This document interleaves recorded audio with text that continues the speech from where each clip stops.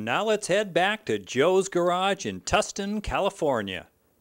You have a car here that if you had to drive any distance in that particular car, you better be pretty darn tough, I think. Let's take a look at that.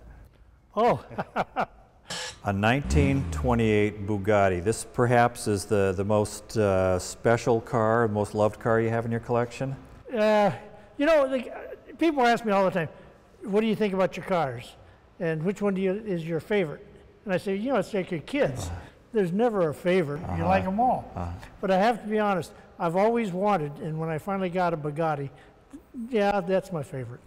This was a car that was made for what, the sophisticated gentleman that wanted to do a little fast driving around the countryside? No, it was a full-on race car. Full race car. In Europe, they raced in this country also, but in Europe, they're the forerunner of the Formula One.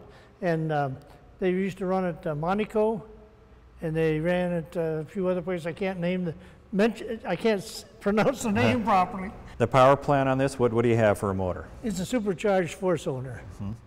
I noticed something very distinctive about this, and I know what it's for, but it may be new to some of the viewers, where you have the wires everywhere on this between the bolts. Why would they do that?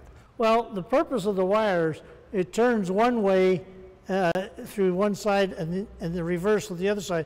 And if the bolts start to loosen, they get held tight. It's to keep them from coming loose.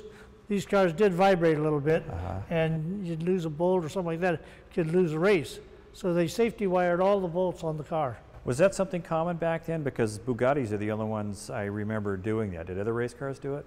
Well, you know, I'm sure they did, but I'm with you. It's the first time I ever saw it.